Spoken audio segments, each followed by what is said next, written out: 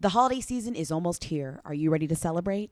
There's still time to create space for overnight guests with all the comforts of home, even the surprise ones. Check out Sleep Products to make the guest room the best room, and dining solutions to help set a table that has space for family, friends, and the unexpected side dishes. Shop now by visiting in-store or online at ikea-usa.com for special offers and new items. You will dream it. Real. They want to know. Hey. Real. Hey. Real. Come on. Hey. I want to be famous. Welcome to Who Weekly, the podcast where you'll learn everything you need to know about the celebrities you don't. I'm Bobby Finger. I'm Lindsay Weber. And play a call, Lindsay. Hey, Lindsay and Bobby. Long time, short time, I think is how you're supposed to say it. I was short time. My girlfriend's helping me. She's a much longer fan. I was at you guys' LA show, your live show, last week, and I just want to say you guys are absolutely fucking hilarious. I love you guys, and if nothing else, y'all could each crush it and just straight up stand up. It was one of the funniest shows I've ever seen. Say crunch, crunch. Crunch, crunch. Thanks, guys. Not that. Oh my God, not our core audience. Not the girlfriend in the background coaching. Say crunch, crunch. Why we seek praise from the straight male gaze, I'll never know, but it is indeed rewarding. I'm not seeking it out. I'm always just surprised and delighted by the straight male gaze being, pointed Directed towards us. It's funny. I do love it. It's like you could kill it in stand up, and it's like, I don't think so. I'd rather not. Also, no, I couldn't. I can't speak for Lindsay, but I couldn't. Well, I've seen you do stand up, and it wasn't stand up. It was one horrible storytelling show in like 2010. It was a valiant attempt. Hey, stand up can mean anything, these days. Yeah. Stand up, sit down. I was definitely jokes. standing there. Yeah, come to our shows. We're going to be in Atlanta on Sunday. Then next weekend, we're going to be in Philadelphia and DC. There's so much travel happening next week that for maybe the first time, and I can't remember, we're just not doing a main show or a Who's There next week. Well, we took off our first show 2 weeks ago or something, and we were like, wow, this worked. And so we're going to do it one more time for the foreseeable future because it will make our lives easier. We're going to be around for Thanksgiving week. We're going to be around for, around. Christmas, New Year's. You make it seem fine. like we're like meeting up. It's like, I'll be around. I feel crazy taking the week off. But you know what? We're going to take the week off. We're going to be traveling. We're going to be together. We're going to be meeting babies. It's going to be wonderful. I'm going to meet 2 babies that are over a year old. 2 of my best friends' babies I'm going to meet next week. We're not doing My a best fucking friend's show. babies. My best friend's babies. So if you say, where's Who Weekly episode? As if one person did DM us on Instagram was like, where's the episode? What's happening? And I was like, oh, sorry. But yes, we will not be having episodes next week. We will be on tour. It's the greatest promo of all. If you want to see Who Weekly, you'll have to see it in person. You'll have to see it in person, and it's going to be a lot of fun. Speaking of shows, Lindsay, here's the breaking news for today. Last night, do you know what last night was? No. It was country's biggest night. No, it wasn't. I would have known about that. Last night was country's biggest night. Something I've found out that I learn and unlearn every year is that the CMA Awards are the longest running annual music awards program on network television. Like, how long have they been running? They've been running since 1968.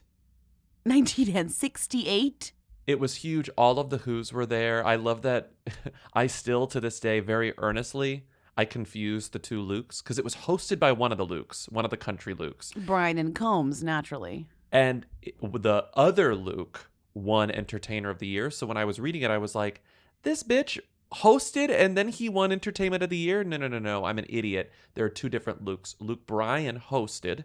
Luke Combs won Entertainer of the Year. And Luke Bryan made an Aaron Rodgers joke that made Carrie Underwood, I don't know, visibly upset, according to some headlines. And it is so great to be here with all my fellow artists, tested and together.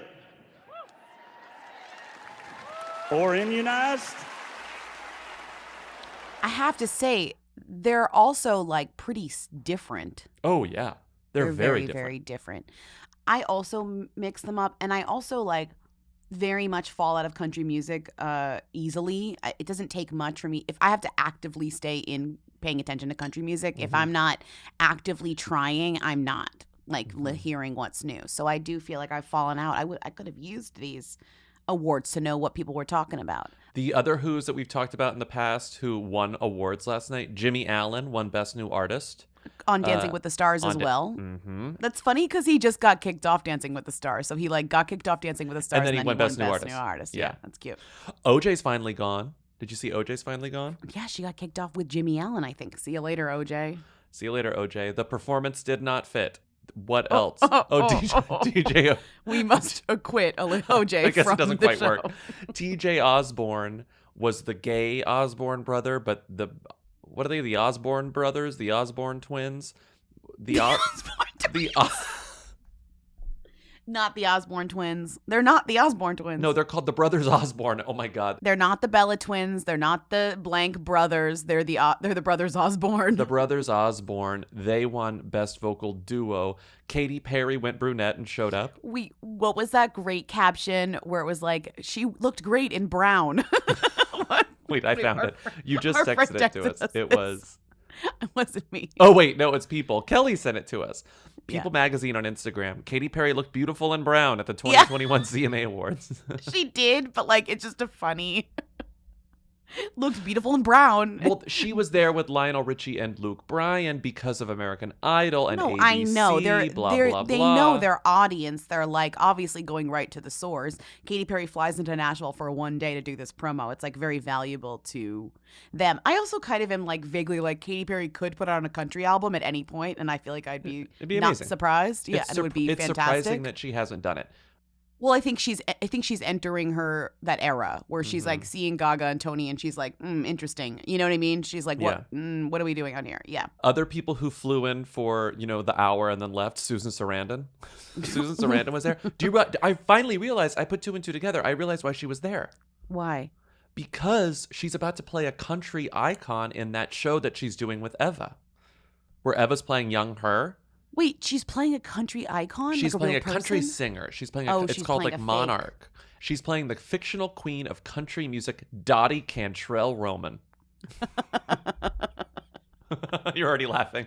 You're like instantly I know, laughing. but it's just like the name itself is so like masterful, like Dottie Cantrell Roman. It really like it's bringing up like we're talking Dolly, we're talking Blue Cantrell, we're talking like we're Roman. It's a great Succession. It's combining Succession with Yeah. Blue Cantrell and Dolly Parton. Dolly Parton. Dottie. Yeah. So we have then Trace Adkins, with whom she presented at the CMAs, Country's Biggest Night, is playing her husband, or Like, perhaps her. Every time you say Country's Biggest Night, they like send you $5 via Venmo. Thank you. Trace Adkins is playing her husband. Can you guess the husband's name? If they were a country duo, and she is Dottie Cantrell Roman, His name is like it's country. like a two-syllable Jackson, country. like Jackson Squirrel. Albie Roman. Roman. Albie Interesting. Roman. I only know Albie as the name of one of Caroline Manzo's kids from Real Housewives of New No. Jersey. Sorry. And Wait, then I have another question Wait, you have a that I already question? What? forgot. Something about Susan Sarandon. Something about No. Monarch. No. Something about Trace Adkins. Something about Country's Biggest Night. No, it's something about country music. They should call the CMT Awards Country's Second Biggest Night. That'd be funny. The CMAs airs on what? These aired on ABC. And CMTs air on country music TV. They air on CMT. They always air on CMT. Country's second biggest night. Oh, they're moving to CBS next year. Oh, that's huge for them. They might be country's biggest night, actually. Because of Viacom CBS. Okay, the last thing about Country's Biggest Night was that Carly Pierce, this headline, she won Best Female Vocalist. Okay? I kind of forgot who she was. I still don't have the strongest grasp on who she is. I'm telling you, like, we're going to be in Nashville for 2 days and I'm going to regain all my country knowledge. But, like, right now I'm depleted. I just know, like, I'm depleted, but I know it's only going to take me 48 hours to be, like, back on top, you know? I'll know all these people. I'm sorry. We're going to spend, Sunday through Wednesday in both Atlanta and Nashville? We will be speaking with the twang. At least I will. We will be speaking with the twang. Y'all got cold brew? Can I have a large cold brew with whole milk? Stop, please. Thank you much. Thank you much. So Carly Pierce, spelled Earce, celebrates You don't need to CMA's spell win. it. I love You it. don't need to spell Carly it. Pierce celebrates CMA's win with boyfriend Riley King after Michael Ray divorce. She divorced Michael Ray last year after they were married for, I think, 8 months. Michael Ray's a good country boyfriend name. And he was a country singer, too. Very like, oh, little Michael Ray. Oh, little Michael Ray. Mm-hmm. Michael Ray is either a country singer or a criminal. It An just sounds to me like extremely somebody's violent kid. criminal. Yeah, okay. So they got married right before the pandemic. They had a tough quarantine. They divorced mid-pandemic last summer. And she has now been sort of like low-key secretly dating this like Major League Baseball player named Riley King. And I was reading the Us story about it. And it said, the What He Didn't Do songstress has been linked to the former MLB Wait, player. that's I love funny.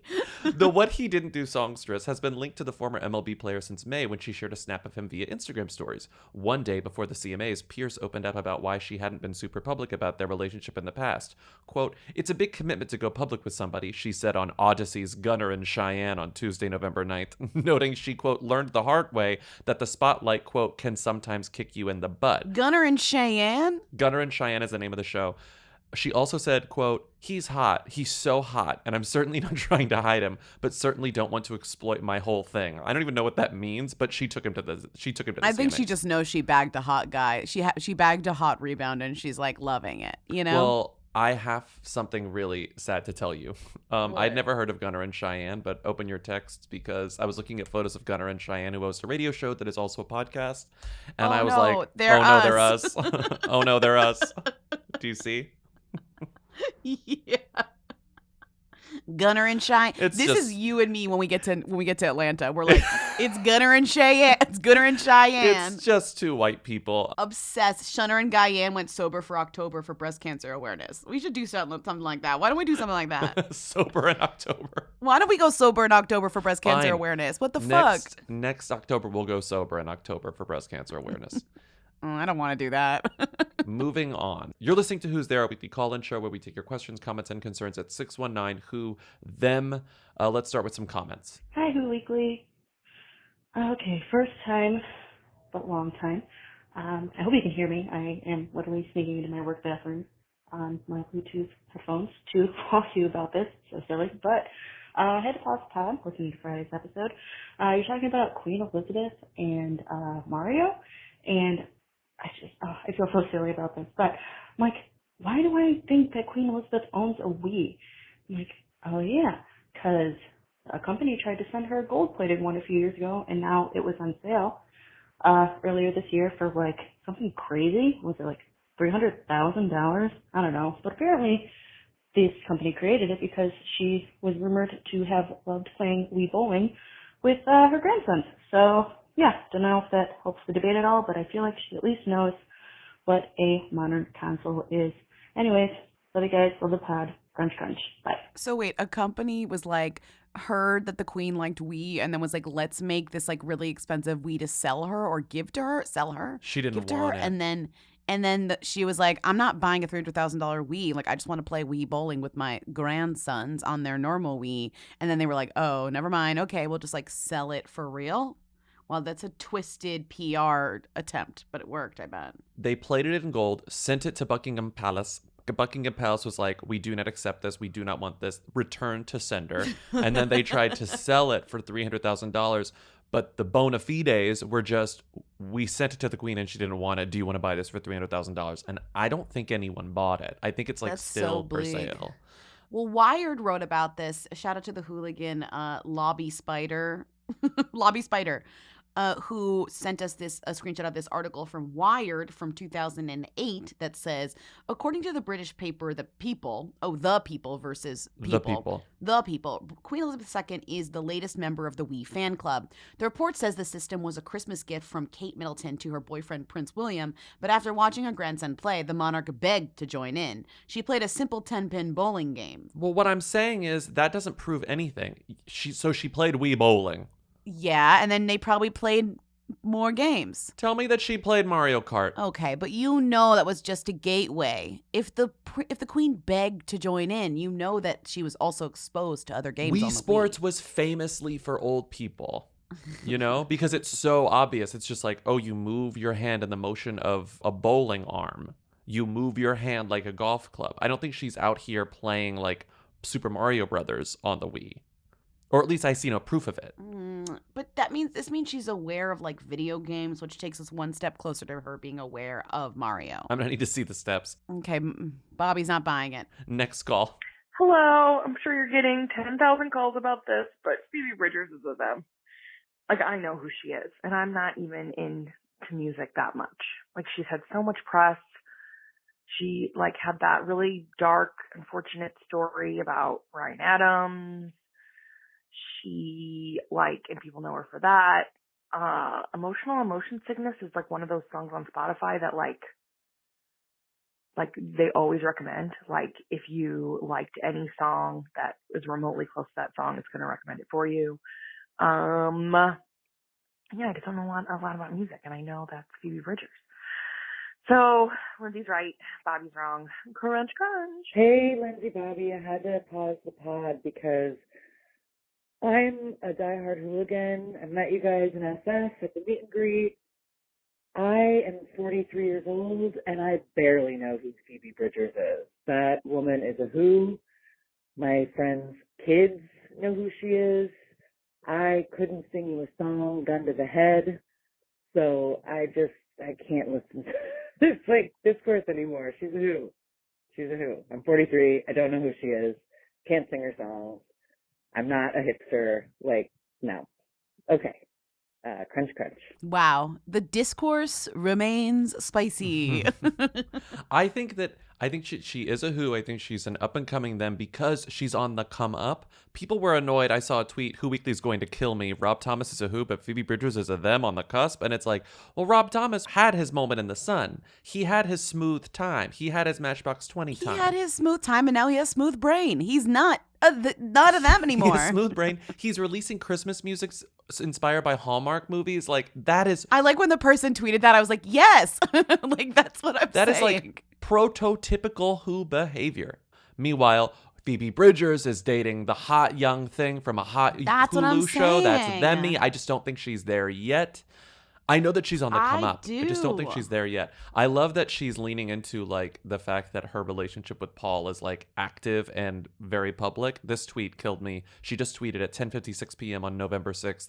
Paul thinks Thousand Island is called 100 Years Sauce, which is like very local. It's like very local Twitter because it's just like tweeting about your boyfriend is like very local Twitter. But tweeting about your significant other with their first name only is very much like, this account's just for my friends. And it's like, babe, you're famous. Oh my God. That's why I'm saying she's a them. Anyways, she should enjoy the brief hooiness while she can get it, if that's the case. Because after that, then like this tweet becomes like Us Weekly headline, like Phoebe Bridgers says Paul Mescal calls Thousand Island dressing 100 Year sauce, like whatever. Like, and then I have to see that and I'm like, oh, it's just like a tweet. It's an article about a tweet.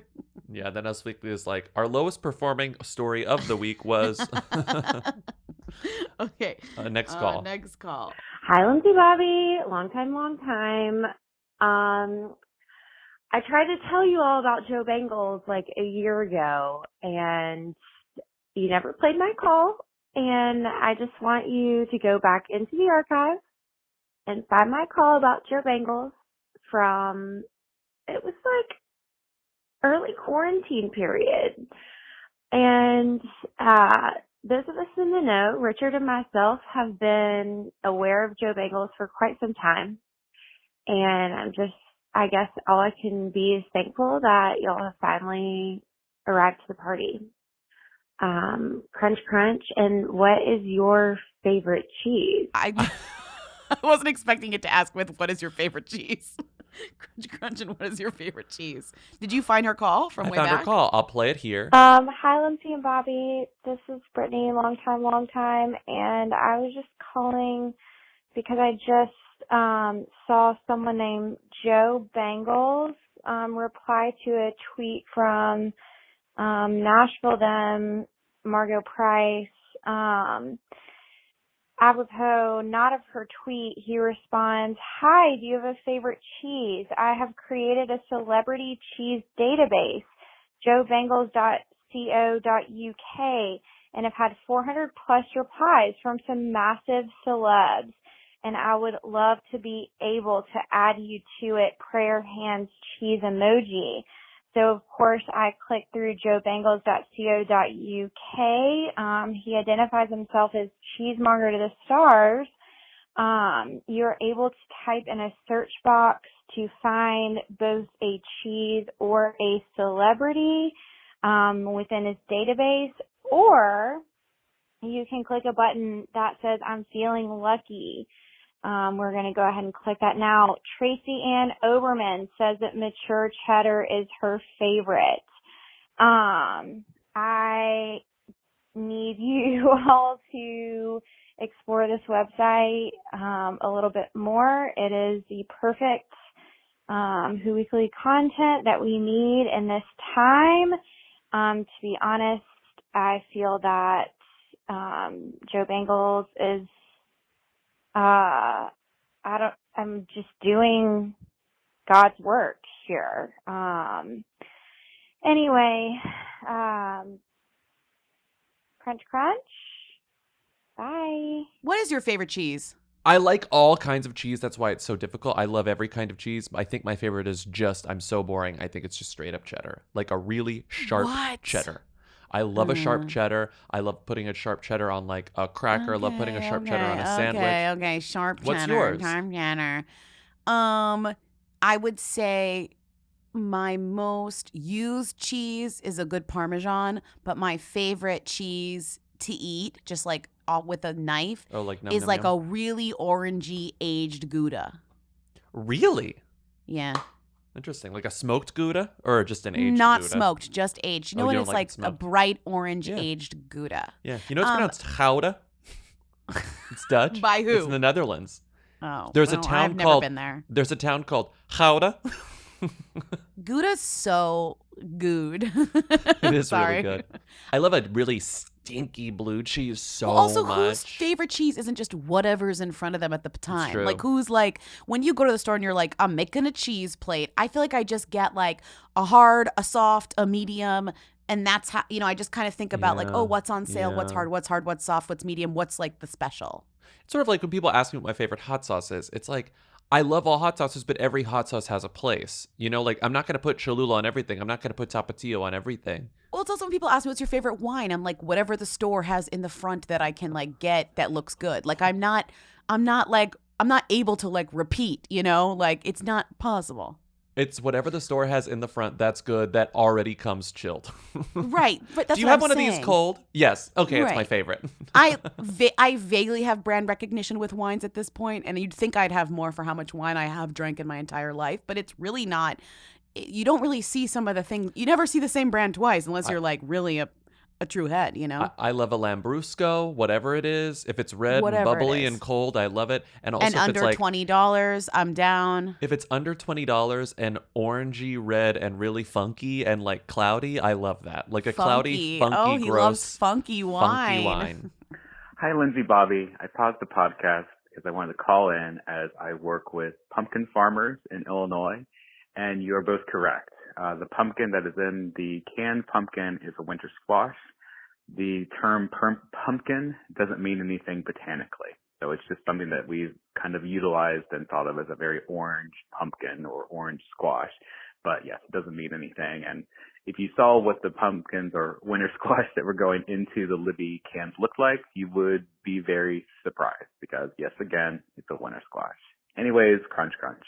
I love treating this like it's like a dun dun dun. I love treating this like it's like all of America's like shook and we're like we're so like everyone's so mad and everyone's so like betrayed by the industry, Winter squash. I keep thinking of the Simpsons gag where Lisa becomes a vegetarian and she's like imagining like a baby lamb turning into a lamb chop and like a baby cow turning into veal, and then it's like a rat, a raccoon, a pigeon, and a boot turning into a hot dog. But it's like, in this case, it's like a butternut, an acorn, a whatever, a zucchini turning into pumpkin can. And winter squashes are gorgeous. I mean, actually, I feel like people more normally would cook and eat their own winter squash than like a pumpkin. Do you know what I mean? Like we're not Like you go to the pumpkin can when you're like making pumpkin pie or whatever, or like whatever pumpkin thing you're making to like pretend like you're doing pumpkin things. But if you're actually cooking like a normal, there are normal recipes that have tons of winter squash in them that you would normally, that you would cook outside of that. You know what I'm trying to say? I know what you're trying to say. I'm just a fan of I'm in awe of how you're trying to say it. This defensive love for pumpkin. I mean, winter squash are beautiful. They are. Look them up. They're gorgeous. I love the honey nut squash, that expensive little squash that literally farmers came up with in the past like 10 years. I love delicata. Have you ever had that one? Oh, I love a delicata. It's a beautiful squash. Beautiful squash. I know. I sound insane, but I guess my point is that like you're more likely to actually cook with a squash than you are with a pumpkin in real life. I love a delicata. You know what I don't like? Spaghetti squash. It's there's a texture issue there. It's a texture issue. Every time I do this, I'm like, ugh, should have made pasta. This is so stupid. Well, I get so mad. No, but that's like you're being foolish because it's one thing to eat spaghetti squash in a way, but to pretend that it's pasta is actually in this year of our Lord 2021 is insane. Yeah, next you're being foolish. Okay, I'm just saying, like, I mean to the people out there who are still out here, like, putting tomato sauce on spaghetti squash, like, get a life. There's better ways to eat it. Next call. Let's move on to actual questions. I slept in a terrible bed at one of our dates this story. I won't reveal where it was because I don't want to be super rude, but the bed was absolutely horrendous. Big dip in the middle. I was always like rolling into the center. It was so bad. My back hurt so bad when I woke up. And guess what? When I got home, my favorite part of being home was getting in bed. Yeah, you were like back into my mattress. It's real. Yeah. It's a real bed that was chosen for me based on a quiz, the Helix quiz.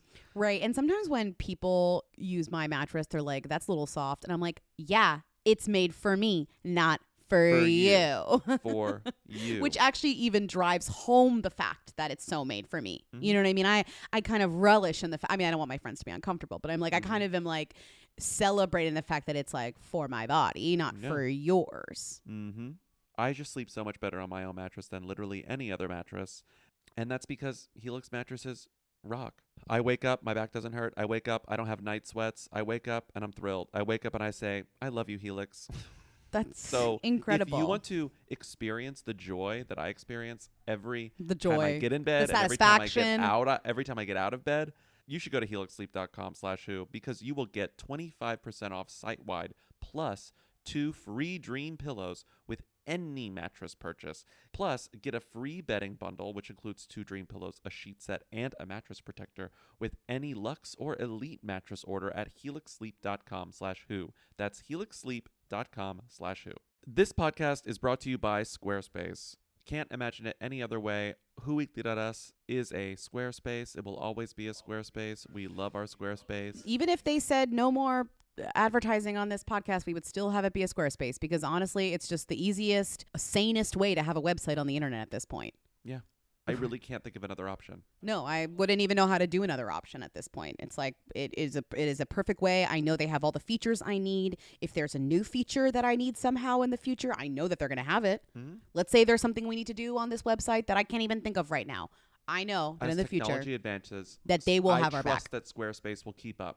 Well, because right now it's like, we have our tour dates that we're able to change on a whim, very which easily. we need to. But Squarespace does plenty of other things. They've got, you could do a course, you could host a course, you could do analytics, you could do email campaigns, you can take payments, you can sell stuff. I mean, it's like sell stuff we could do whatever we wanted on Squarespace, and I am actually comforted knowing that I could do that in the future. Yeah. So head to squarespace.com for a free trial. And when you're ready to launch, go to squarespace.com/who and save 10% on your first purchase of a website or domain. That's 10% off your first purchase of a website or domain. Hi, Lindsay, Bobby, medium time. I just wanted to call you because I just read this People article about Shailene Woodley clapping back to allegations that Aaron Rodgers was stepping out in his post-COVID haze. And she says, literally, y'all need to calm the F down. This is straight up hilarious. Blah, blah, blah, blah. Okay, I know Aaron's body very well. First off, his feet, and no offense to this random dude, are a lot bigger. Also, for those of us who know Aaron beyond the world of obsessed sports and something media, it's no secret that he has the hairiest hands on the effing planet. This oblivious homie clearly does not. Go ahead. Zoom in. Okay. Crunch, crunch. Bye. This is short. We actually talked about this on our Patreon, patreon.com/ShowWeekly, because it's very themmy, but we have a who in the equation finally, and the who is... So you're saying like you're saying Aaron is a them and Shailene is a them? Is Shailene a them? Yeah, I guess we already did this. People will get upset about this. I think Shailene's a them. I think Big Little Lies took her there. Took her there. You're right. Yeah, I think it took her there. Whatever. I think she's one of the weirder thems. I think she's a very like private. No, them. but that's fine. Like, it's you're allowed to be weird. But I think it's weird, not hooey. She's weird, not hooey. If that's like because people are like, oh, this is so hooey. It's like it's just kind of like weird, I guess, more than it is hooey, because she still is pretty famous. She's in pretty a way. famous. Yeah. But we have a who in the situation, and the who is just someone grabbing coffee in Los Angeles. I wish this person would come out and say this was me, because it's very funny that she straight up like insults him in a funny way. I think that this person will. Also, I'm not sure who to blame here because we don't have Batgrid accounts, which is a paparazzi photo agency. I'm not sure if we should blame Batgrid for misidentifying this person on their system or the Daily Mail. I'm assuming that it's Batgrid.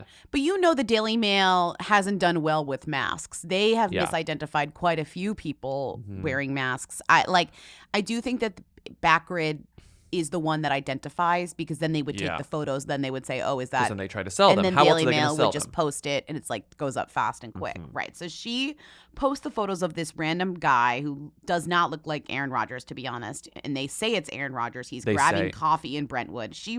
She puts that on her Instagram and goes, literally, y'all need to calm the fuck down. This is straight up hilarious. News outlets still grasping at straws to disparage Aaron, finding random fucking men on the streets of LA and saying it's him. Here's the thing, though. They don't even disparage him. They're just like, here he is in Brentwood. I don't really know. No, but here's I think she thinks that he's being disparaged because the Daily Mail's posting photos of a man in a mask, and she's like, my Aaron would never wear a mask. Maybe. Well, she says, I know Aaron's body very well. First off, his feet, and no offense to this rando dude, are a lot bigger. Winky face. Ugh! Ah! She managed to be like, my husband's big dick is not represented in this photo. Fiancés. He has 14, size 14. As somebody with a size, how big are your feet? My feet? Yeah. My feet are size 14. Okay, you have the same size feet as Aaron Rodgers, according to the internet. Do you think this guy's feet look like 14? I have no idea. I say this all the time weirdly to you. I'm very bad with volume and distance. It's very hard for me to judge the size of these feet. Okay, but I'm just saying, I can't even tell how tall this guy is. I guess he's standing next to a car. That car is probably 5 feet tall. He looks Lindsay, like 6 foot tall. Again, I have no idea how tall a car is. You're on your own here. I'm gonna go get a coffee while you discuss the sizes of things in this photo. Oh my God, you remember that guy on TikTok that would guess people's heights based they'd give them photos and they'd try and fool him, and then he'd be like, the square root of this door is 2, and therefore this guy is 5'7". Anyways, I love that guy. Obsessed with that guy. And so she posts again. And she writes, also, for those of us who know Aaron beyond the worlds of obsessed sport and shitty media, it's no secret he has, this is insane though, it's no secret he has the hairiest hands on the fucking planet. This oblivious homie clearly does not. Go ahead, zoom in. First of all, calling him oblivious homie is very funny. Not this oblivious homie. It's like she's caught in 1998. Then I Googled Aaron Rodgers' hands because I was like, are they actually hairy? And in some photos, they are not hairy. But there's one photo, the second one, I think he's pretty hairy, and his hands are pretty hairy. His hands. He definitely shaves his arms. There are, in all of the photos that you put in here as reference, even the ones where you say it's pretty hairy, they're like, someone who does not shave their arms and has hair on their arms, this just looks very standard. For a person who has hair on their arms, that's what it looks like to me. Wouldn't it be more of a thing to point out how big his hands are? The guy's a quarterback. His hands are fucking huge. This guy doesn't have quarterback hands. Yeah, maybe. I think the main thing to point out is... can't judge size or volume. Distance or volume, what is it? I can't judge distance or volume. The thing about Aaron Rodgers also is that on that horrible, whatever that show is, that he did all of his, I'm immunized, blah, blah, blah, blah, blah. Yeah. He wears terrible clothes. He wears, this horrible graphic tee, which I found so funny and weirdly telling that when he apologized on that podcast, he was wearing a hoodie that said Star Wars Rise of the Skywalker. And I was like, I don't know what he's trying to say here, but that's like very iconically the worst Star Wars movie ever made. Very and it's like he's iconically. wearing this. But remember, he loves Disney because he went to Disney with Shailene. he So I'm just loves like, Disney. Aaron Rodgers would never wear something as chic as this person. This person is dressed chicly. I mean, I don't think anyone here doesn't know the story, but I do think this is like egregious for quite a few reasons. Mostly because he lied about this stuff. Like He lied it's about like, stuff. It's one thing to be not vaccinated and be like, I don't want to do this and I'm not going to play. And I think a lot of players have been doing that, and people make their judgments on them in that way, right? But that hurts them as well. As they take punishment for that. So like they're standing up for something they believe in, and then they're taking the consequences, right? This guy tried to skirt the consequences. Like he wants to make a decision for himself, and then was like basically said, "Oh, I'm immunized. I'm immunized. I'm immunized. I'm not, so I'm good, which is like just a straight up lie. I'm sure the headline for this was like, amid like vaccination scandal, amid lying about his vaccination status, Aaron Rodgers gets coffee in Brentwood. Like it wasn't even, I bet it wasn't even kind of like anything to do with these photos. The actual headline was not about it at all. It said, Green Bay Packers stick by their star QB Aaron Rodgers as Howard Stern slams him for lying about him being vaccinated. Right. And so the story was actually framed around Howard Stern being like, he sucks and he's a liar. Meanwhile, here he is getting coffee. And don't always love Howard Stern, but love Howard Stern as like the anti-Joe Rogan and like this like thing. It's like, like Howard Stern just keeps coming out being like, this guy's an idiot, this guy's an idiot, this guy's an idiot. It's kind of fun. Anyways. Yeah. I can't tell. Last thing I want to ask you about this is I can't tell, is Shailene Woodley smart enough, clever enough, like have good enough crisis PR, which I kind of assume that she isn't using crisis PR at all, to comment on this, to knowingly distract the press and the media from what's actually going on? Or is she just like red-pilled and crazy? Well, I don't think she's smart enough to see this as a distraction, even though it is. I do think that she genuinely is now kind of seeing all of media as like against them in a very like traditional celebrity perspective way. And like it has nothing to do with actually interrogating like why people are upset with you and why the media has kind of quote unquote turned on you. Yeah. I just feel like when I think about Shailene Woodley and Aaron Rodgers discussing this, I just think of pooping back and forth forever.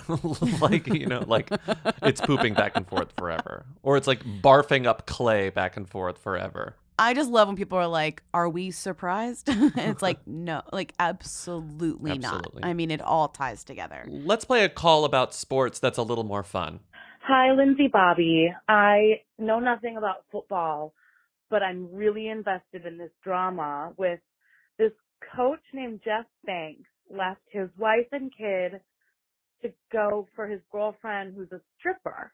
Now, her name is Pole Assassin, and you'd think that would be enough of a story, but it turns out she has an emotional support monkey who bit a kid on Halloween, and now she's trying to spin the story that it was the kid's fault. I don't know. It's a whole lot of mess for someone who doesn't watch football. I'm now invested. Can you tell us a little bit more about this? Thanks. Live and Levita laptop. I don't know anything about this, and this almost feels, as I've said as we were preparing this show, this feels a little bit like almost like nah. Like it feels a little bit like nah. We're kind of crossing into nah territory, but I guess while we're talking about sports, I'm gonna let you talk about this. I just don't want to. If we're gonna talk about this miserable, bleak, like so stupid, brain numbing, like I feel like I got a lobotomy reading about Shailene Woodley and Aaron Rodgers. This is at least like pretty funny. It's just funny because your bullet points on this are quick counter to Shailene and Aaron, funny and non-dark sports news. Second bullet, wow, holy moly, I'm obsessed with this. Okay, so what are you obsessed with? Jeff Banks, he is a special teams coach at the Texas Longhorns, which is a college football team. My alma mater. Never went to a game while I was there. Who needed to do that? I tailgated, but I didn't go inside. Why did you need? I don't need to do that. It's your hometown sport, but you cannot claim to have attended a game. Yeah, I've attended a game in the past, but not during my time at the University of Texas. Okay, that's just a weird aside. Yeah. Well, whatever. So I was looking up what a special teams coach is, and I was like, I do not have the sports knowledge to explain what a special teams coach is, but he is not the head coach. He's a special teams coach. Years ago, he made like minor Texas sports news by leaving his wife for this other woman, and it was like a minor cheating scandal. But the woman's name is Danielle Banks, Danielle Thomas. She goes by a couple names, and she is a stripper who is kind of quietly famous in her industry. She goes by Pole Assassin whenever she's working. What? Yeah, Pole Assassin, which is a great name. She's What? great. I've watched a lot of videos of her like on the pole. She's incredible. Like I'm very impressed by anyone who has that sort of like core strength. Yeah, I like mean, what's her name on Real Housewives of Salt exactly. Lake City? Great, Yeah. amazing. Oh, Pole okay. Assassin. Yeah. Here's the way the Daily Mail covered it. I love their headline. I think it sums everything up. A stripper called Pole Assassin, who hooked up with Longhorns coach shortly after he left his wife and 3 kids, defends her emotional support monkey after it was accused of biting a child at a Halloween haunted house. What? So this all stems from a sports photographer, like a journalist in Texas who covers Texas sports named Tom Campbell, who tweeted on November 1st, I'm hearing a report from a credible source that Texas Longhorns special teams coach Jeff Banks' monkey allegedly attacked and seriously hurt a young trick-or-treater last night on Halloween. The monkey's jaws apparently had to be pried off the small child. Eyes emoji. Then posted a screenshot from the app Nextdoor of Danielle Banks, aka Pole Assassin, inviting her neighbors to a haunted house at her yard. At the house she presumably shares with Jeff Banks, because he's in the photo. Halloween. Hey neighbors, I have built a haunted house / maze at my house. I'm welcoming all kids Sunday, 7 to 9:30 p.m. Adults are welcome to come by tonight. There's a party from 7 to 11. Swing by. And so apparently at this party, one of the children who came left the actual haunted house / maze and went into parts of her property that like were off limits to everyone and went to the monkey's cage, reached their hand into the monkey's cage and got attacked. The only thing, okay, I just want to say the only bit of this that I watched that I actively engaged in, aside from just reading your bullet points, was I watched the video of her saying how far the monkey cage was from the haunted house. So she was like, I'm gonna play that she here. like enters the backyard and she's like, okay, here's where like the haunted house was. And then she's like, okay, here's the gate that was closed. Here's how far you have to walk to get to the my animals, where my animals are. And then there's a cage that really says, do not touch like monkey, like emotional support animal or whatever. And she's like, this was closed. He had to like go in the gate and like touch my monkey. And I was like, oh my God, I need to turn this off. I'm like too far. This is sad that people have to go all out of the way to prove that a person is lying. Here's the gate. Here's where all the haunted house action happened. And yes, I do clean up fast. The shit's gone. Here's the gate that every child and parent was told to turn around at when they got to. It was closed and blocked off with balloons. This is how far the kid went in my backyard without permission, all the way over here to where my animals live. And watch this. I don't even play when it comes to my animals, and I know all the legal rules on them. Do not enter emotional support animals, no touching. How can she viciously bite someone if they don't stick their hand in there where it don't belong? This is her home and her home only. Oh my God. Anyway, the animal's name is Gia. she's a Anyways. white-faced capuchin. Her name is Gia. She's emotional support. I'm Team Gia in this. Like, everyone stay away I'm from Team Gia. Gia. Shout out to Defector for like covering this the most comprehensively. Specifically Sammer. Good job, Shout Sammer. out to our friend Sammer, who really had the full grasp of this story, and It's what a very perfect funny. Defector story it is. Shout out Defector. The white-faced capuchin isn't the only animal in this equation, because Jerry Springer once called Pole Assassin the GOAT. Wow, nice joke. He tweeted in 2017, is this the greatest pole dancer to ever hit our stage? And I think maybe she was. Anyway, I thought that was fun. We'll never hear from these people again, ever. Let's play a call that is the opposite of this story. I Okay. kind of like that we're like jumping from something that is like this to something like this. Okay, ready? Hi, Who Weekly. I'm currently losing my mind over the Ivy Getty article. I'm sure you've seen if you've been on the internet in the past 48 hours, but she got married and Vogue did a spread. A lot of who's there. Nancy Pelosi officiated. You love to see it. John Galliano designed the bridesmaids dresses and said that he hates designing bridesmaids dresses because it takes too much time. Anya Taylor-Joy was a bridesmaid. like I said, losing my mind at this. Would love to hear your thoughts. Also, why have we not canceled John Galliano yet? Crunch, crunch. Bye. I mean, after being like aghast at how many words Vogue dedicated an 100 photo gallery to this wedding, 100. I felt very like Kombucha Girl reaction where I was like, where part of me was like, this is ridiculous. And I think a lot of people had that response. But then the other part of me was like, this is what Vogue lives for. They rarely get such a involved, expensive, opulent, stupid, like just insanely ridiculous, perfectly coverable wedding. Like, do you know what I mean? This is just prime Vogue territory, however you slice it. I mean, so many people got married at the DMV and City Hall or whatever they got married at City Hall too, but in a different way. But in terms of like ways that would make Vogue like, scoff, right? They're like, we don't want to cover your like fucking Vegas drive-through wedding. We want a 5-day event, we want sleepover party. We want bridesmaid dresses by a famous designer. We want Anya Taylor-Joy, We want a story that will convince the country to enact an estate tax. It's just like truly. We want a story that will turn literally 90% of the country into like card-carrying socialists. Nancy Pelosi officiating a wedding in the middle of that situation of an oil heiress, a form like a kind of technically oil heiress, even though her father sold the company, I think, or her grandfather sold the company, it's all oil money. It doesn't matter. Is just like the weirdest kind of the worst thing optics to watch. Yeah, like, and just terrible optics too, because like it's very clear. And even though her grandfather, Gordon, who was the son of J. Paul Getty, who was famously played by Christopher Plummer, the company. Yeah, he sold the company, and he is the reason, basically, that Nancy Pelosi was there, and he supported a lot of their campaigns, like Gavin Newsom's campaign, a lot of like important Democratic California politicians. He was a big donor. Gordon Getty sold the company, and with a chunk of the money was giving a ton of money to Democratic candidates, including Gavin Newsom. I think he basically funded Gavin Newsom's entire mayoral campaign and like from there, because Gavin worked for his father in some aspect. There's like, I was reading some history of like how he's connected to him, and then he gave a ton of money as well to like other kind of like Democratic causes. So it's still insane to watch, but it is not surprising if you kind of read the history of it. Yeah. What Nancy Pelosi needed to do was, in that photo of her officiating the ceremony, she needed to have like an AOC like shirt that says like, I'm actually appalled by this, like while she was reading.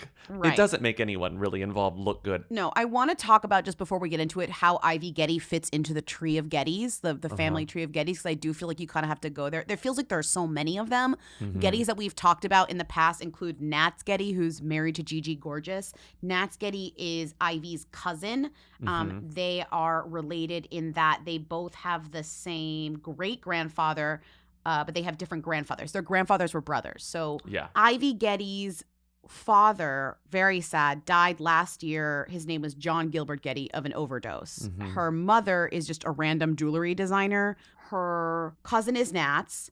Her other cousin is August, who's a fashion designer. Nats's wife is Gigi Gorgeous. And she's vaguely related. Yes, the reason why we talk about Nats's wife is Gigi Gorgeous, who we love. And Ivy's also vaguely related to another Getty, Balthazar Getty, who you may have heard of. That's another kind of Getty that's in the world of them.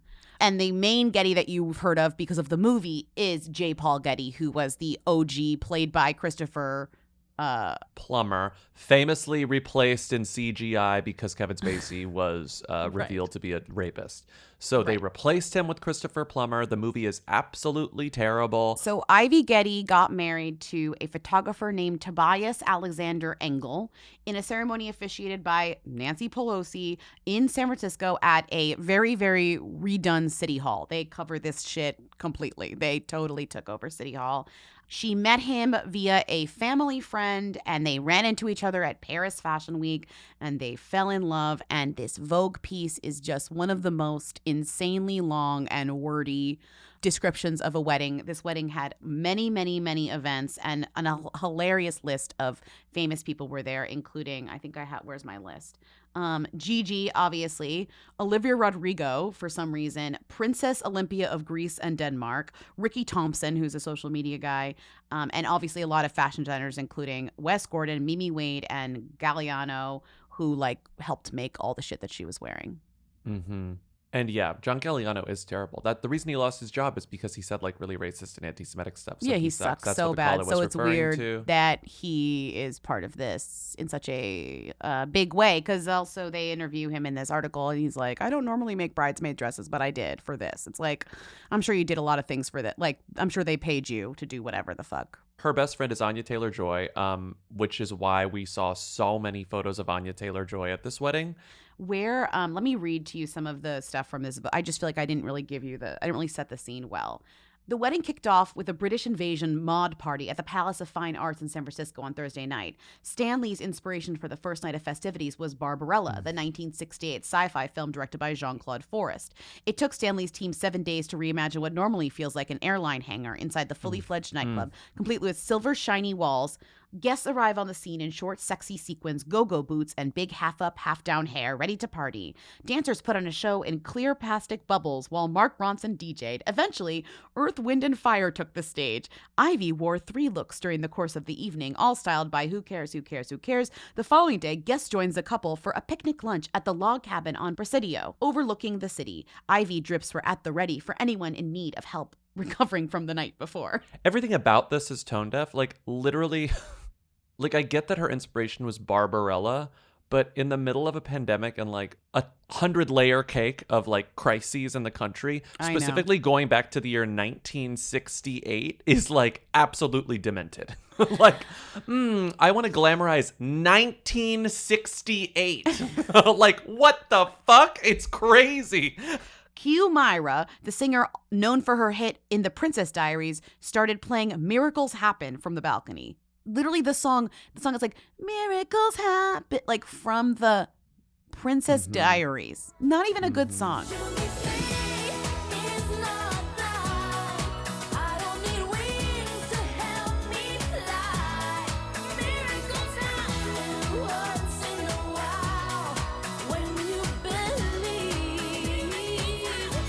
I do, throughout this article, Hamish Bowles, who's like a fashion writer, like a journalist, he didn't write the piece, but they quote him like basically the entire time, therefore making him almost the writer of the piece because he was at the wedding. He says, it was exciting to see the collision of a rather grand San Francisco society and all the couple's contemporaries, beautiful, free-spirited rebels being their authentic selves in that amazingly operatic setting, Bowles says. They were all astoundingly charming and engaged and engaging. It gave one hope for the future. The only future I hope for after reading this is one where their bank accounts are drained. The truly shadiest headline about this was in the Post. Ivy Getty's lavish wedding to Tobias Engel may have broken the family curse. Oh, God. Well, the family curse is just specifically her side of the family has undergone a lot of tragedy over the past like decade or so. Well, but also it's like a lot when you're rich, like bad shit happens. Yeah. Why? Because you have access to everything, and then you can like crash your fancy cars, and you wonder why these quote unquote curses are a thing. It's literally money. It's not like it's not anything else. It's not in the DNA. Think. It's not in the DNA. No, it's money. It's access. So Tobias Engel, who is the husband, I was like, well, what's interesting about him? Like, is he just some rich guy? Kind of, yeah. His father is a businessman, I think Austrian businessman, and then his mom is a woman named Cheryl Prime.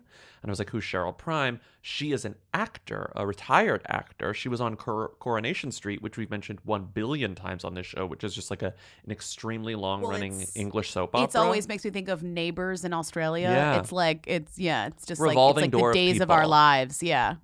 And so she was on it, and it's, I think, my favorite detail from this entire story. I went to his mother's LinkedIn, I don't know why she even has a LinkedIn, but her name is Cheryl Prime. I found her LinkedIn. It's iconic. Her photo's on it. I truly do believe it's her.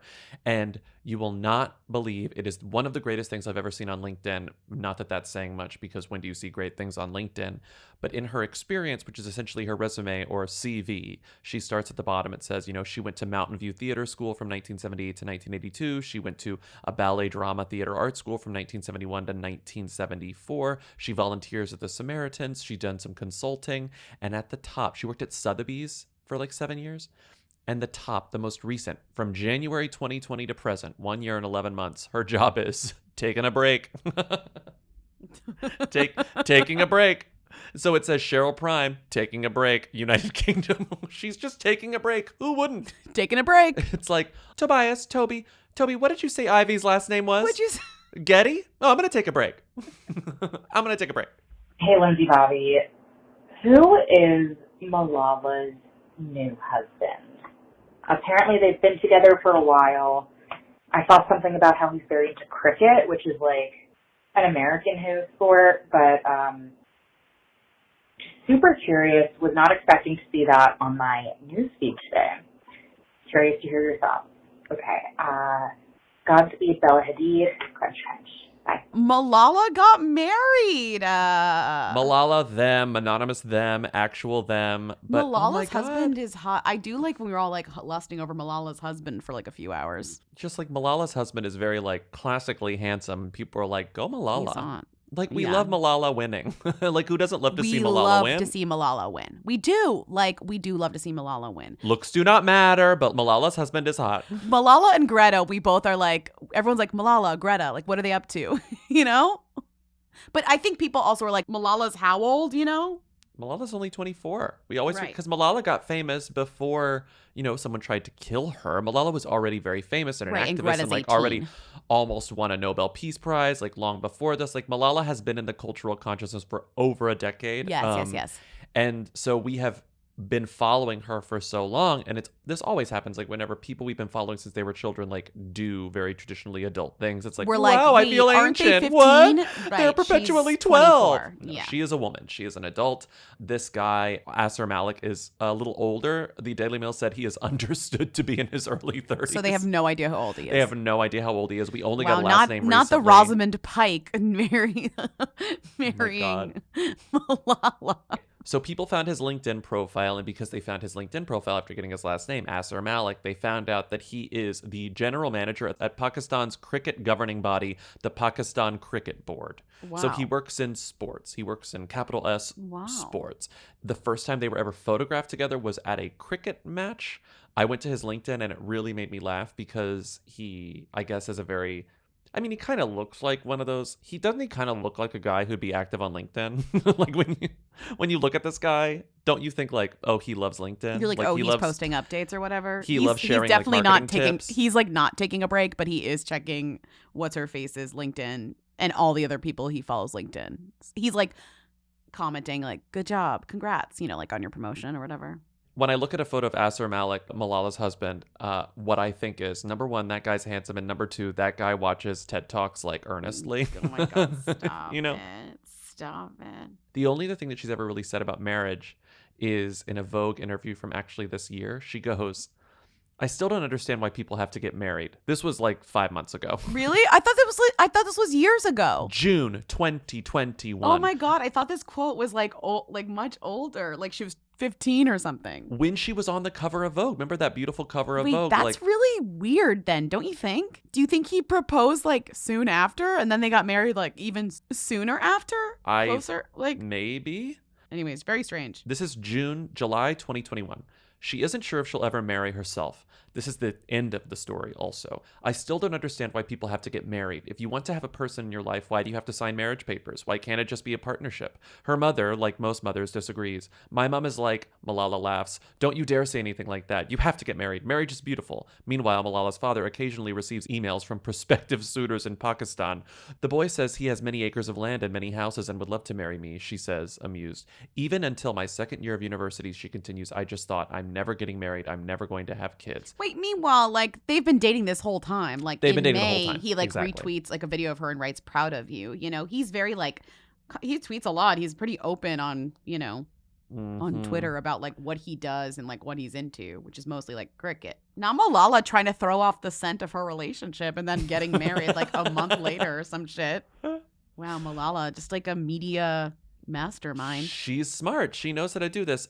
Speaking of someone having like surprising maids of honors, this isn't necessarily that. This is just someone who was at her wedding who was kind of notable. Malala's close friend, maybe best friend, is this woman named Veet Kativu. And she's like a YouTuber. They met at Oxford. Her major was like classical archaeology and ancient history, but now she's like kind of a prolific YouTuber and influencer. And she happens to be Malala's really good friend, maybe best friend. She's in her YouTube videos. Absolutely dive. I was like waiting for you to be like Malala's best friend, like Anya Taylor-Joy was also No. there. Oh Like my who God. would be the funniest and most random like actress for Malala to happen to be best Margaret friends Qualley. with? Yeah, it's like Margaret Margaret Qualley was Qualley. there. Like so Margaret Qualley, number one. Malala's close friend Margaret Qualley was there, and Andy also came to the wedding. I love this V Instagram caption. My bestie tied the knot. What a special day today was. Witnessing They're Mal adorable. Witnessing Mal and my brand new brother-in-law become partners for life. Congratulations to you both.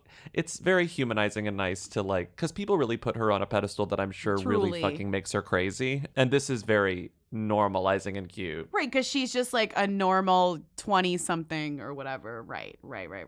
Anyway, like one of the videos that V made with Malala was literally called "A Chilled Day in the Life of Malala and V," and it's like, yeah, you do just have normal chill days.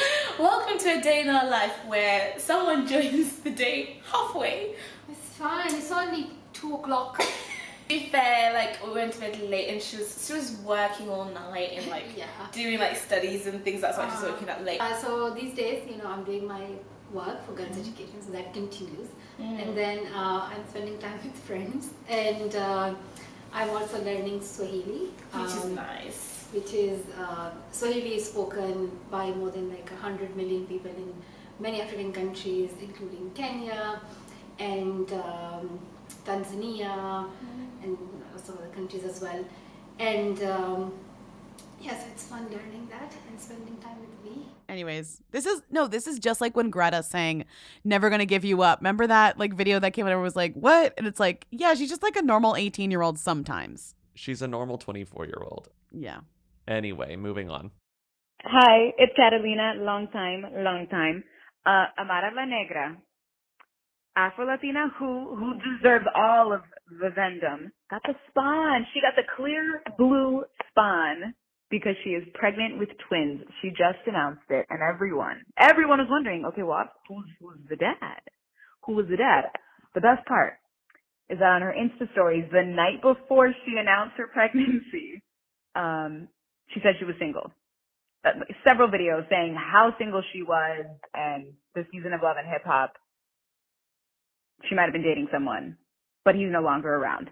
And my favorite part of her pregnant with twins, my favorite part of this pregnancy announcement is that she got a People en Español digital cover. And in the interview, they asked, well, how did you tell your partner that you were pregnant? And she said, I woke up pregnant like the Virgin Mary. I woke up pregnant, and that's all I remember. I love this woman so much. Viva Amara La Negra. Crunch, crunch. Incredible woman, incredible People cover. Amara La Negra is on the cover of People en Español today or this week. She's on Love and Hip Hop Miami. She's on Love and Hip Hop Miami, but so many of these shows are all about like you want to get started in the music industry, and like Cardi B is one of the outliers who like went on there and then actually skyrocketed because of this show and became a superstar. But Amara La Negra is apparently extremely talented. She's been in the music industry since she was a little kid. Like she started dancing when she was 4, and she was on Sábado Gigante like dancing behind Celia Cruz when she was like a little child. So she's been in entertainment for a very long time. But when she started on Love and Hip Hop Miami, she got a record deal in like 24 hours. Like she got a record deal really, really quickly and has been successful because of that. but she announced her pregnancy in People en Español this week, and it's filled with exclusive photos. Wait, I'm crying with the quote that's like, in my case, I woke up pregnant like the Virgin Mary. I woke up pregnant and that's all I remember. I will be a single mother. I know my babies will depend on me. Father is not the one who makes the child, but the one who raises it. In time, if God grants me the blessing of finding the right man, the one who supports me, who accepts me with my children, then amen. He will be well received. But I feel blessed. I am so happy. It's like, great. Single mom, do it. Like, love that for you. But it's just so funny that she's like, I woke up and I was pregnant. I mean, I just love that it's the Galaxy Brain version of what January Jones did, which it's like, who's the dad? And January Jones just said, I'm not telling you, or actually with silence. Amara Negra was like, who's the dad? And she's like, fathers don't exist. I did this entirely myself. Like, this is the Virgin Mary. This is Immaculate Conception. I'm sorry. That's all there is to it. Like, she just doesn't even try to pretend like there was a man involved. Her mother said, I tell her, instead of having a problematic father in the picture, one who's going to raise them the wrong way, it's better you raise them alone instead of the kids being raised around problems, nervousness, trauma. It's better to raise them in peace. Like, this is a very, like, honest, forthcoming interview, I guess. I also think, so her mom's name is Ana Maria Oleaga, but I think a lot of this, I interpret it as quiet shade to who the father is. I think they must maybe... Yeah, they all know who the father is and they absolutely hate him. The mom's quote specifically made me think like, oh, they want the father to see this. They do not like this guy. So I think it ended badly. And that's how I interpret all this. Obviously, she's not saying this. She's being very coy. They ask her, how did you share the news with your boyfriend? She answers, in my case, I woke up pregnant, like the Virgin Mary. I woke up pregnant and that's all I remember. It's amazing. No follow-up questions to that one. Not one follow-up. God, these photos are beautiful. The photos are so good. She took so many people exclusive photos. They're great. They're wonderfully styled. But as I was scrolling through, I saw something that kind of took me out. A people exclusive of an ultrasound. And I was like, I've seen celebrities put their ultrasounds in People, but usually those are aggregated from, their Instagram or their own personal channels that they announced first. But I hadn't seen a People exclusive watermark on an ultrasound before. I emailed the executive editor of People en Español to ask if this was indeed the first time that this has ever happened. She did not get back to me, but thankfully, research assistant Timmy found another instance of this happening. I couldn't find it anywhere. This is why we appreciate Timmy. He found People exclusive ultrasounds last year from American Idol alum Colton Dixon. Reveals wife is actually pregnant with twins. What a blessing. People exclusive watermark over an ultrasound of twins. Putting the People exclusive badge over an ultrasound is really the best thing I've ever seen. So I can't say this was unprecedented. We now see a precedent, but it is, I will happily say, rare. And this woman is, I will happily say, iconic. The guy who may or may not be the father, or at least a guy she used to date, is someone that she met. Maybe. But her ex, Her ex is a guy named MJ, who is Bucky from Charm School's brother. Keep it in the VH1 family, I guess. Bucky from Charm School's brother. He's a bachata singer named MJ. But I was like, wait, why does the name Shay Johnson ring a bell? Because it was like, he's the brother of Love and Hip Hop Miami co-star Shay Johnson. I was like, oh, it's fucking Bucky. But they're no longer together. She got pregnant via Immaculate Conception. And do you know what her next project is? Literally, she's the Virgin Mary, so she has a lot of opportunities. What? Well, apart from just like evangelizing and like starting her own religion, she is hosting a new talk show on Fuse, remember Fuse, called kind of. Hold On to Your Butts, called Don't Cancel Me. Uh-oh.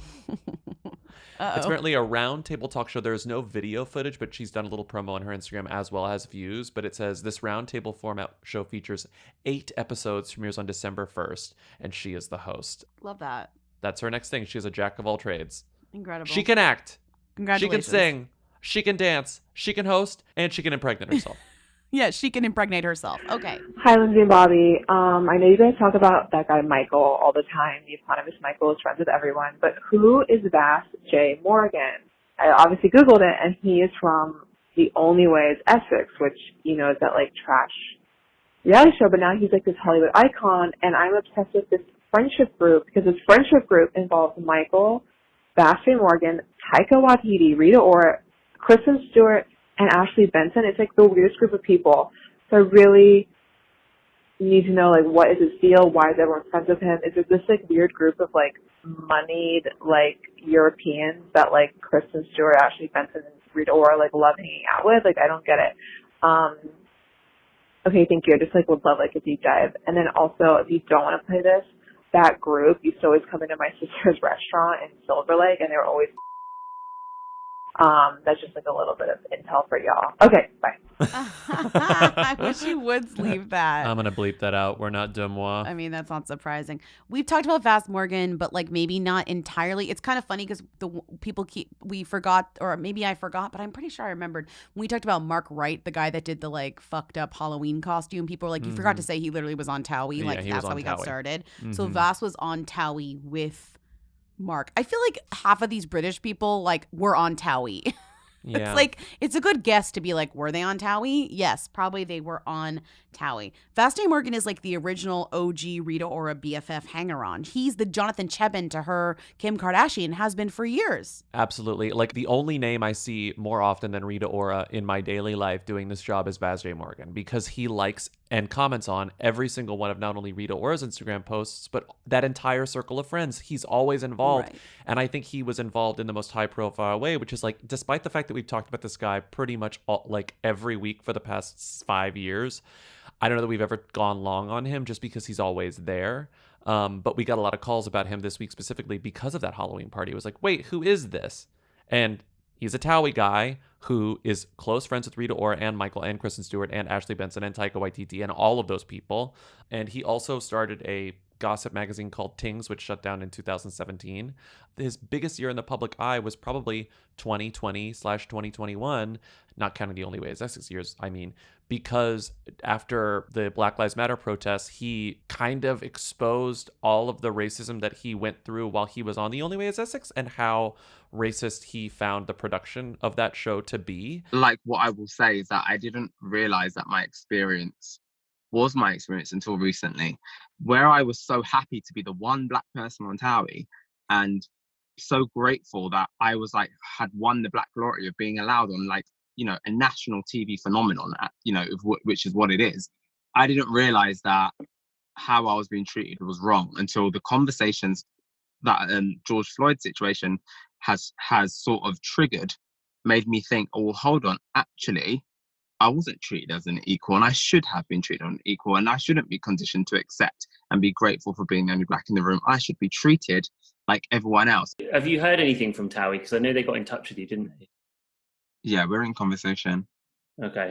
I think they're trying to, they're being very active in trying to make a difference. Even when he talks about going to rehab, he had a drug problem, he went to rehab. He talks about going to rehab with Chloe Green, aka the Top Shop eras. Remember? Yeah. The ex-wife to the hot felon. Like it's always somehow connected to some other like famous British person. Right. Chloe Green, I guess, really helped him through his recovery. He says that she saved his life. He's like doing a lot of good work, but it's always like alongside somebody more famous. It's like very interesting. He's like so in that way he's not Jonathan Cheban because he's actually doing stuff that isn't embarrassing, but he is like always like the plus one in a way. Yeah, like Vaz Morgan uses his platform or has used his platform in the past to like raise money for mental health to support black communities. I'm quoting Wikipedia right now. Jonathan Cheban only raises money to support his like dining out habit. Taking private planes to different places. Exactly. Right. But also you can tell this is a guy who loves to like hang out, have fun, throw a party. I mean, he threw that Halloween party with Michael. One story that I hadn't actually read until Timmy threw this in here was when he came out on The Only Way Is Essex, his family didn't know. That's awful. And then he was like, I shut off my phone for a week and people were calling after he came out on a reality show in 2015. Yeah. But that's Vaz Morgan. Not only will you hear more from him in the future, you will never stop hearing from this guy. He takes I mean, a if cue we're from talking Rita about Ora. Rita Ora like once a week, we're going to talk about Vaz Morgan because he's always there. I suggest following him on Instagram, if only because it means you will see his name in every single comment section, in every single like section. That's just what he does. It's actually a clever strategy. He's very supportive on social media. Right. No, it's true. He's like, who is that woman who was doing that, who was famously commenting on every Instagram to get That in there? like yoga person. Yeah. It was like, God, what was she? She was I already forget. It was It was like a whole thing. Mama, yoga, baby, body, mama. It was like something like. And people were like, why is this person showing up on every celebrity? And it's like, that's because she's like putting herself in every comment section. Okay, let's play Who Were Them. Hi, Lindsay and Bobby. I'm a Carolyn Polachek fan. I'm going to call us the Pangas because her album's called Pang, and my roommate is giving me a look because of that. But anyway, I think she's a them, and I think she's having some viral TikTok stuff right now. And I'm wondering if she is on her way to them. She's like weirdly like niche and one of the like kind of second tier hyperpop girls, but I think she's like rising. So love to know. I love her. She is breathless. Scargo, pizza roll, crunch crunch. Me kind of inside. Bye. Caroline Polachek, who were them? 1, 2, 3. Who? Who? What? Even the caller is very like the caller is like Caroline Polachek is a them, and then like starts listing off reasons why Caroline Polachek is a who. Yeah, she's niche. Yeah, I guess she's not that famous, but she's totally a them. It's like just because you stand someone doesn't make them a them. It's the Phoebe Bridgers I conversation. know. I like Caroline Polachek too. Who doesn't? But no. Okay, next call. Bunny is a who. Hi, Who Weekly. Just wondering, from who to them, can you rank these two? Heaven and hell. Or hell and heaven. Either or. Also, Duncan has pancake minis. Oh, I know Duncan has pancake minis because it's in my app and I really need to try the pancake minis. Like, what consistency do you think they are? I watched a video review and I put it in the Patreon of a guy saying that they were too boring. Like, he was like, they're kind of boring. He gave, I think, a 7.5 out of 10. It's a guy who reviews fast food. 7.5? Yeah, he was like, I don't really recommend it, but they're totally fine. But Okay, on the Dunkin' website, it says that they have like crystallized syrup within the minis, sort of like the McGriddle. But that guy didn't mention them. So well, you know they sell the basically bagel balls that have the cream cheese in the middle of the bagel. Mm-hmm. They have like those. Bantam bagels. That was a They're Shark Tank very thing. good. They're very good. Okay, ranking heaven and hell. Don't even know. This is a prolific caller, by the way. We love you, caller. This caller calls in all the time. There's just so many calls. We love your calls, all of them. Okay, heaven and hell. How do you even? Was it who to them or just which one's a who, which one's a them? I mean, I think they're both thems, obviously, but I think the themiest one is heaven. Wait, I was gonna say hell. Really? Which one has more of cultural impact? I feel like people are more scared of hell than they're into heaven. More people believe in heaven than I would say believe in hell. Really? Because heaven is just happier. Like, you'd rather believe in heaven than hell. That's like, true. If you're gonna believe in... Right, like people believe in like a better place after death, but not everyone believes in like you're being punished and going to hell. Did you see that like iconic Target employee that went viral over the last week? Did Not you see an iconic Target employee. No, what? There was a guy, some horrible like homophobic troll is like holding up like the Pride collection that they sell at Target. Like, but I think he's holding up like a children's size, and he's like, "Excuse me, like you work here? Do you approve of this message that we're sending to kids? Like, it's like a rainbow shirt that says Pride, but it's like a small size." And she's like holding her phone being like, "Yeah, I work here. Like, do you have a problem with this?" And she's like, "No." And it's like, "Do you think you're going to go to hell for selling this?" And she's like, "I don't believe in hell. Sorry. Like, no, I don't think I'm going to go to hell. Like, I think the shirt's great." It's like, "So you think it's fine that children are wearing it?" And she's like, "Yeah, I think it's totally fine that kids are wearing it." It's so good. I'll play the clip if I can find it. Hey, do you guys support the satanic pride propaganda? Yeah, both. You support it? Satan and pride. You support Satan? Mm-hmm. What's God gonna think of that? I don't believe in God. So you Did think you need help with something? you support the propaganda that's targeting the kids? Do you support the sexualization of kids through pride propaganda by corporate? Is there something that we can help you with? I'm just asking people questions. God will judge you guys. Okay. I mean, I can't. You won't if I don't believe in it. Okay, heaven or hell, I think. No, I mean, but I do think hell is very impactful culturally. Like we love we love the devil, you know, as a I guess things that scare us tend to get our attention a little more. Like heaven, we just are like sort of soothed I'm just by saying the idea of we it. love the devil more than we love like angels, you know? Like you see more like devil imagery than you do like angel imagery in like Yeah. culture. This is impossible. I mean, I guess hell does get more attention. Hell's better at like getting a headline than heaven. Truly. Yeah, maybe hell's demier. Hell's demier.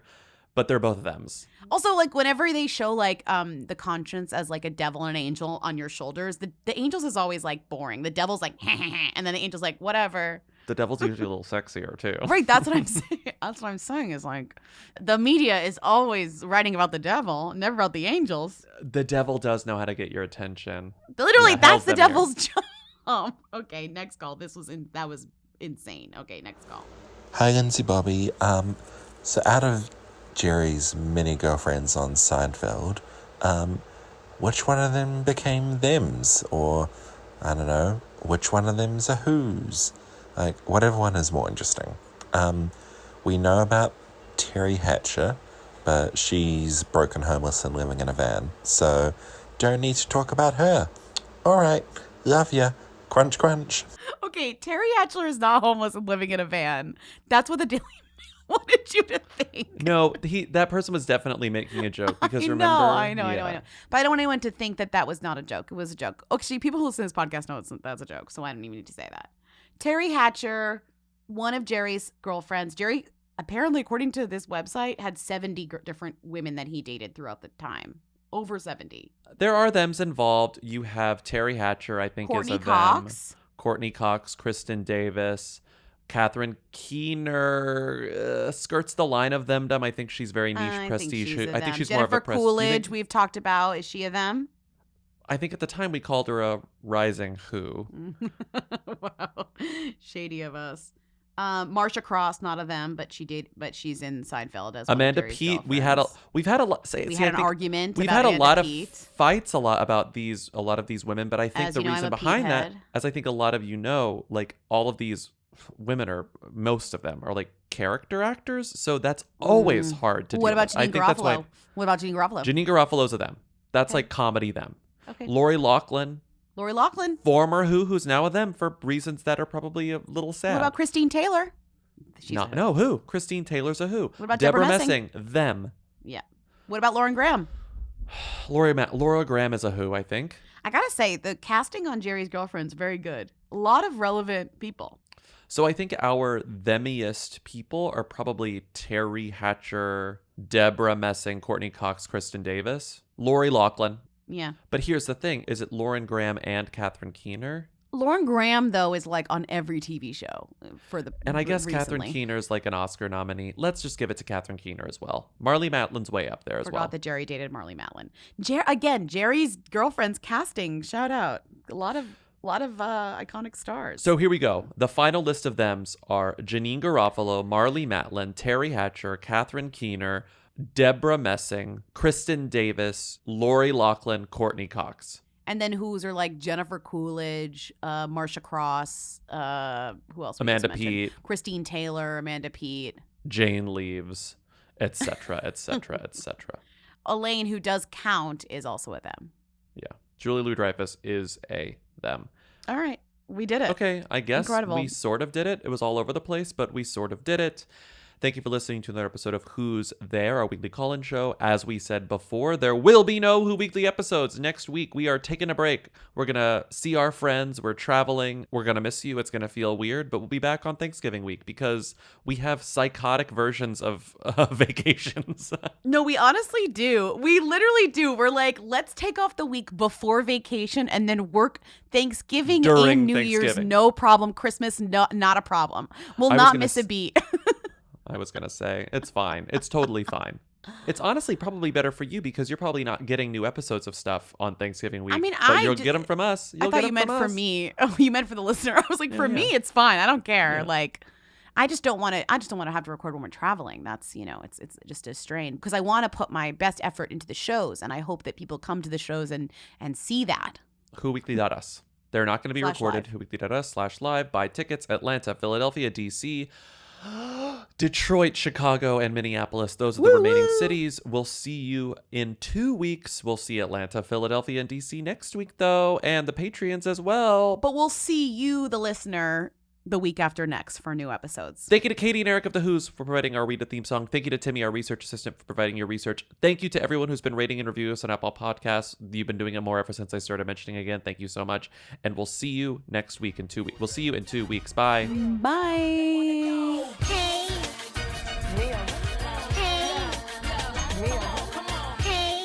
to the people out there who are still out here like putting tomato sauce on spaghetti squash, like get a life. Okay, so the only girl on the Selling Sunset cast who probably knows or listens to Phoebe Bridgers is Davina.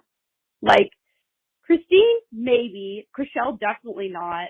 I feel like if Heather heard a Phoebe Bridgers song, she would, like, she would find a way to turn it off within, like, 20 or 30 seconds. Like, can you imagine Heather Ray Young and Tarek in a car together and, like, Phoebe Bridgers comes up on her, like, daily mix or something? I feel like they would both be like, ew, like, what is this? Like, this is so upsetting. When, in fact, Tarek's whole existence is, like, darker than any Phoebe Bridgers song could be. Grateful for Sharna. Yep. Hi. Just had to pause the pod when you're talking about naming a child, Allie McBeal. So my name is Allie. I was born in 2001. And my parents, they tell me they seriously considered giving me the middle name McBeal. My name is not spelled with a Y, it's spelled with an I-E, but apparently this was a fun conversation they had. I am glad my name is not Allie McBeal, last name. That's about it. Crunch Crunch, Scar Joe, pizza roll. Hi, the weekly, long time, medium time. Calling with a story. So, as some context, I go to Harvard, and students at the extension school can take classes with undergrads. So it's like common to have classes with extension school students in them. And the other day, I was talking to a friend about virtual classes, and she was like, Chloe Grace Moretz was in one of my classes as an extension school student, but she had to leave halfway through the semester to film the Tom and Jerry movie over the pandemic. And so I thought you guys would appreciate that story. And the list of iconic Who Harvard Extension School students is Sarah and Chloe Grace Moretz. Okay, crunch, crunch, bye. Santa Monica Boulevard is gay. Vine is straight. Melrose is gay. La Cienega is gay. Wilshire is straight.